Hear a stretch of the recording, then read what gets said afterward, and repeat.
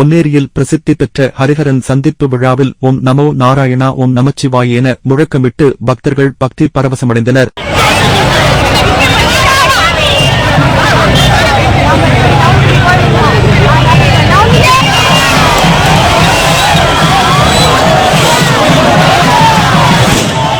திருவள்ளூர் மாவட்டம் பொன்னேரியில் உள்ள அருள்மிகு ஸ்ரீ சௌந்தரவல்லி சமேத ஸ்ரீ கரிகிருஷ்ண பெருமாள் திருக்கோவிலில் பிரம்ம உற்சவத்திற்கான கொடியேற்று விழா கடந்த 13ஆம் தேதி நடைபெற்றது.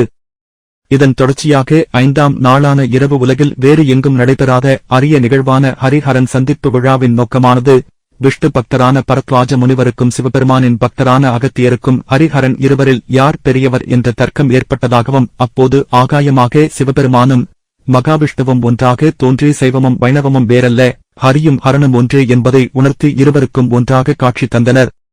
இந்த புராண வரலாற்றை போற்றும் வகையில் அங்குள்ள அருள்மிகு ஸ்ரீ ஹரிகிருஷ்ண பெருமாள் கருட வாகனத்தில் சன்னதியில் இருந்து புறப்பட்டு தனது மைத்துனரான சிவபெருமானை சந்திப்பதற்காக பரத்வாஜ ஆசிரமம் வந்தடைந்தார்.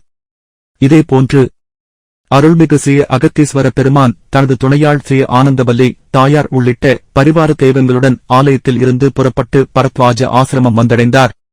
அப்போது வைணவ சான்றார் ஸ்ரீ ஹரிகிருஷ்ண பெருமாள் திருமேனியில் அனுபவிக்கப்பட்டு இருந்த மாலையை கொண்டு வந்து ஸ்ரீ அகத்தீஸ்வரர் பெருமானுக்கு அணிவித்து மைத்துன மரியாதை செலுத்தினர். இதனைத் தொடர்ந்து சிவாச்சாரியார் ஸ்ரீ அகத்தீஸ்வரர் பெருமான் திருமேனியை அலங்கரித்த மாலையை கொண்டு சென்று ஹரிகிருஷ்ண பெருமாளுக்கு அணிவித்து பரஸ்பர மரியாதையை செய்தனர். இதனைத் தொடர்ந்து சீர் மாற்று நடைபெற்றது. தொடர்ந்து அரியும் அரணும் நேருக்கு நேர் சந்திக்கும் அரியதொரு நிகழ்வு நடைபெற்றது. அப்போது கூடியிருந்த பெருந்திரளான பக்தர்கள் ஓம் நமோ நாராயணா ஓம் நமச்சிவாய என பக்தி பரவசத்தில் எழுப்பிய முழக்கம் விண்ணை எட்டியது.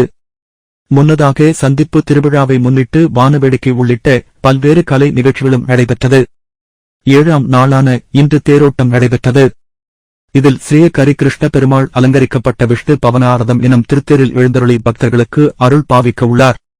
1000த்திற்கு மேற்பட்ட பக்தர்கள் கலந்து கொண்டு வடம் பிடித்து கோவிந்தா கோவிந்தா என கோஷமிட்டு தேரினை முக்கிய வீதிகளின் வடம் பிடித்து இழுத்தனர். தேரோட்டத் திருவிழாவில் பாதுகாப்பிற்காக 100க்கும் மேற்பட்ட போலீசார் பாதுகாப்பு பணியில் ஈடுபட்டு வருகின்றனர். மின்சாரத்துறை அதிகாரிகள் மின்சாரம் துண்டிக்கப்பட்டு அதன் பின்பு சரிசெய்ய பணியிலும் மின்சாரத்துறை அதிகாரிகள் ஈடுபட்டு வருகின்றனர். தொடர்ந்து வரும் 23ஆம் தேதி தெப்ப உற்சவ விழா நடைபெற உள்ளது.